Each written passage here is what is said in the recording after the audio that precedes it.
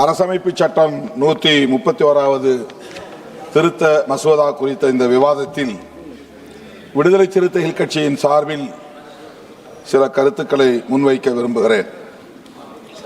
2023ஆம் ஆண்டு நிறைவேற்றப்பட்ட மகளிர் இடஒதுக்கீட்டு சட்டத்தை விடுதலை சிறுத்தைகள் கட்சியின் சார்பில் வரவேற்று ஆதரித்தோம். 33% இடஒதுக்கீடு போதாது, 50 விழுக்காடு மகளிருக்கு ஒதுக்க வேண்டும் என்று வலியுறுத்தினோம். சரிபாதி மக்கள் தொகையில் பெண்கள் உள்ள நிலையில் அவர்களுக்கு சரிபாதி இடஒதுக்கீடு வழங்குவதுதான் சரி என்கிற நிலைப்பாட்டை இன்றைக்கும் கொண்டிருக்கிறோம். அதையே மீண்டும் வலியுறுத்துகிறோம். மகளிர் இடஒதுக்கீட்டை உடனடியாக நடைமுறைப்படுத்த வேண்டும் என்று மாண்புமிகு பிரதமர் அவர்கள் நாடாளுமன்ற கட்சித் தலைவர்களுக்கு கடிதம் எழுதியிருந்தார், எனக்கும் எழுதியிருந்தார். அவருக்கு நன்றி சொல்ல கடமைப்பட்டிருக்கிறேன். அதை படித்தபோது புரட்சியாளர் அம்பேத்கர் அவர்கள் 1951ஆம் ஆண்டு கொண்டு வந்த இந்து சட்ட மசோதா நினைவுக்கு வந்தது. அப்போது அந்த சட்டத்தை நிறைவேற்ற விடாமல் RSS, இந்து மகா சபா போன்ற அமைப்புகளை சார்ந்தவர்கள் கடுமையாக எதிர்த்தார்கள். புரட்சியாளர் அம்பேத்கர் அவர்களின் கொடும்பாவிகளை கொளுத்தினார்கள். ஆனால் இன்றைக்கு அது தலைகீழாக மாறி இருக்கிறது. RSS காரர்கள் இன்றைக்கு மகளிருக்கு இடஒதுக்கீடு கொடுக்க முன்வந்திருப்பதை எண்ணி பெருமைப்படுகிறேன், மகிழ்ச்சி அடைகிறேன். புரட்சியாளர் அம்பேத்கருடைய கனவு நனவாகிறது என்பதில் பெருமைப்படுகிறேன். மகளிர் இடஒதுக்கீட்டை உடனே நடைமுறைப்படுத்த வேண்டும் என்பதில் யாருக்கும் மாற்று கருத்து இல்லை. ஆனால் தற்போது இருக்கிற இந்த எண்ணிக்கையிலேயே மகளிருக்கு இடஒதுக்கீட்டை கொடுக்க முடியும். அதற்கு டீலிமிட்டேஷன், நாடாளுமன்ற தொகுதிகளுக்கான மறுவரையறை செய்யப்பட்ட பிறகுதான் இதை செய்ய வேண்டும் என்று இல்லை. ஆனால் உடனடியாக இதை நடைமுறைப்படுத்த விரும்புகிற அரசு இந்த மறுசீரமைப்பு மசோதாவையும் கொண்டு வந்திருப்பதில் ஒரு உள்நோக்கம் இருப்பது தெரிய வருகிறது. மகளிருக்கு இடஒதுக்கீட்டை உடனடியாக நடைமுறைப்படுத்த வேண்டும் என்பது முதன்மையான நோக்கம் இல்லை.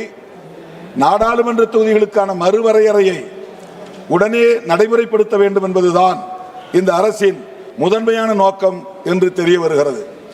ஏன் தன்னுடைய நிலைப்பாட்டை இந்த அரசு மாற்றி இருக்கிறது என்ற கேள்வி எழுகிறது. கடந்த முறை பேசும்போது மகளிருக்கான இடஒதுக்கீட்டை உடனே நடைமுறைப்படுத்த முடியாது, இடஒதுக்கீட்டை நடைமுறைப்படுத்துவதற்கு முன்னர் சென்சஸ் சாதிவாரி கணக்கெடுப்பு நடத்தப்பட வேண்டும், மக்கள் தொகை கணக்கெடுப்போடு சாதிவாரி கணக்கெடுப்பு நடத்தப்பட வேண்டும், அதன் பின்னர் டீலிமிட்டேஷன் கமிஷன் அமைத்து மகளிருக்கான இடஒதுக்கீட்டை நடைமுறைப்படுத்துவோம் என்று சொன்ன அரசு தனது நிலைப்பாட்டை உடனே மாற்றிக்கொண்டதன் காரணம் என்ன என்கிற கேள்வி எழுகிறது.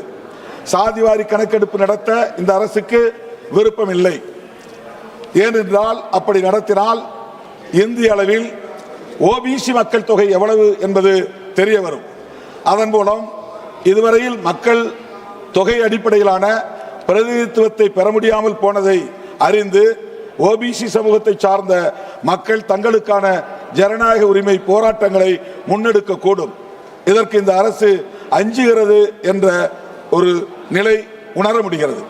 அது மட்டுமில்லாமல் சாதிவாரி கணக்கெடுப்பு நடத்த பெற்றால் அதன் அடிப்படையில் OBC சமூகத்தை சார்ந்த பெண்களுக்கும் உள்ஒதுக்கீடு கோரப்படும், வலியுறுத்தப்படும், அதற்கான போராட்டங்கள் வெடிக்கும் என்கிற நிலையை உணர்ந்து அவர்களுக்கு இடஒதுக்கீடு தர கூடாது என்கிற அடிப்படையில், அதாவது OBC சமூகத்தை சார்ந்த மகளிருக்கு இடஒதுக்கீடு கொடுப்பதில் இந்த அரசுக்கு உடன்பாடு இல்லை, அதை தவிர்க்க வேண்டும் என்கிற அடிப்படையில் தான் முன்கூட்டியே மக்கள் தொகை கணக்கெடுப்பு நடத்துவதற்கு முன்கூட்டியே இந்த மகளிர் இடஒதுக்கீட்டு சட்டத்தை நடைமுறைப்படுத்த முனைகிறது என்கிற ஐயம் எழுகிறது. இந்த போக்கை விடுதலை சிறுத்தைகள் கட்சி வன்மையாக கண்டிக்கிறது. மகளிர் இடஒதுக்கீட்டில் அரசமைப்பு சட்டத்தின்படி SC/ST பெண்களுக்கு இடஒதுக்கீடு உண்டு, ஆனால் OBC பெண்களுக்கு இடஒதுக்கீடு இல்லை. அந்த கோரிக்கை நாளுக்கு நாள் வலுப்பெற்று வருகிறது. இங்கே பேசிய பல உறுப்பினர்கள் கூட அந்த உள்ஒதுக்கீடு பற்றி பேசினார்கள். ஆனால் RSS உள்ளிட்ட சங் பரிவார் அமைப்புகளுக்கு சாதிவாரி கணக்கெடுப்பு நடத்த எண்ணம் இல்லை, அதில் அவர்களுக்கு உடன்பாடு இல்லை. அப்படி செய்தால் ஓபிசி பெண்களுக்கு இடஒதுக்கீடு கொடுக்க வேண்டும் என்கிற நிலை ஏற்படும். அதை தவிர்க்கவே இந்த நிலைப்பாட்டை இந்த அரசு மேற்கொண்டிருப்பதாக தெரிய வருகிறது. ஆகவே இதிலிருந்து தெரிய வருகிற உண்மை, இவர்கள் உடனடியாக சென்சஸ் எடுக்க விரும்பவில்லை, அதிலும் காஸ்ட் சென்சஸ் எடுக்க விரும்பவில்லை. ஒரு நிமிடம். அது மட்டும் இல்லாமல் இந்த சாதிவாரி கணக்கெடுப்பை நடத்த வேண்டும் என்று சொன்னவர்களை அர்பன் நக்சல்ஸ் என்று பிரதமரே வசைபாடி இருக்கிறார்.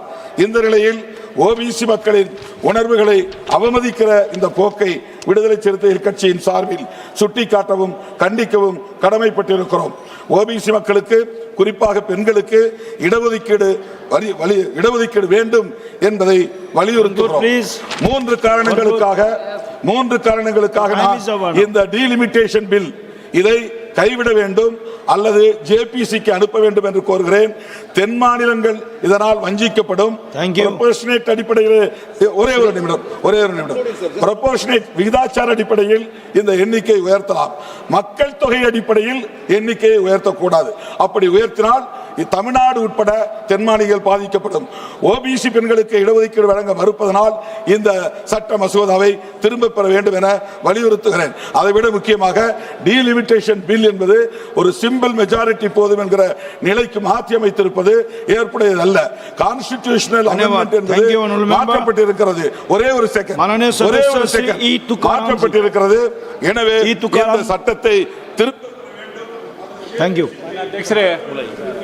தென்னிந்தியா, தமிழ்நாடு, தென்னிந்தியா, ஒடிசா, பஞ்சாப் மற்றும் வடகிழக்கு மாநிலங்களை முற்றிலுமாக அரசியல் ரீதியாக அழித்தொழிக்கும் எண்ணத்துடன் கொண்டு வரப்பட்ட மசோதாவை இந்திய தேசிய காங்கிரஸ் கட்சியின் சார்பாக நான் கடுமையாக எதிர்க்கிறேன். நேற்று மாண்புமிகு பிரதமர் அவர்கள் மகளிர் இடஒதுக்கீடு மசோதாவை நிறைவேற்றியாக வேண்டிய வரலாற்று தருணம் குறித்து மிக நெகிழ்ச்சியான ஒரு உரையை நிகழ்த்தினார்கள். எனக்கு ஒரே ஆச்சரியம். யூபிஏ ஆட்சியில், காங்கிரஸ் தலைமையிலான யூபிஏ ஆட்சியில் கொண்டு வரப்பட்ட திட்டங்களுக்கெல்லாம் மறக்காமல் உரிமை கோருகிற பிரதமர் இந்த மசோதாவை ஆதரித்தால் எதிர்க்கட்சியான எங்களுக்கு கிடைக்க போகின்ற வரலாற்று புகழை பற்றி சொல்லி எல்லாம் ஆசை காட்டினார்கள். ஆனால் அவர் வசதியாக ஒன்றை மறந்துவிட்டார். இதே அவையில் 2.5 ஆண்டுகளுக்கு முன்பு 2023 செப்டம்பர் மாதத்தில் இந்த வரலாற்று சிறப்புமிக்க மகளிர் இடஒதுக்கீடு மசோதா அனைத்து கட்சிகளின் ஆதரவுடன் நிறைவேற்றப்பட்டு விட்டது. அப்பொழுதே காங்கிரஸ் உள்ளிட்ட இந்தியா கூட்டணியைச் சேர்ந்த எதிர்க்கட்சிகள் இந்த மசோதாவை மக்கள் தொகை கணக்கெடுப்போடோ தொகுதி மறுவரையறையோடோ நீங்கள் சேர்க்காதீர்கள், உடனடியாக இந்த மசோதாவை வருகிற 2024 நாடாளுமன்ற தேர்தலில் நிறைவேற்றுங்கள் என்று வலியுறுத்தினோம். ஆனால் பாஜகவும் பிரதமர் அவர்களும் அதற்கு இசையவில்லை.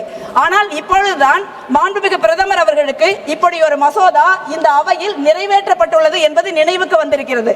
நேற்று இரவுதான் 2.5 வருடங்களுக்கு பிறகு அவசரமாக இந்த மசோதா அமலுக்கு வருவதாக ஆணை பிறப்பித்திருக்கிறீர்கள். இப்பொழுது உள்ள 543 இடங்களில் 33% இடங்கள் மகளிருக்கு ஒதுக்கப்படும் என்று நீங்கள் சொல்லி இருக்கிறீர்கள்.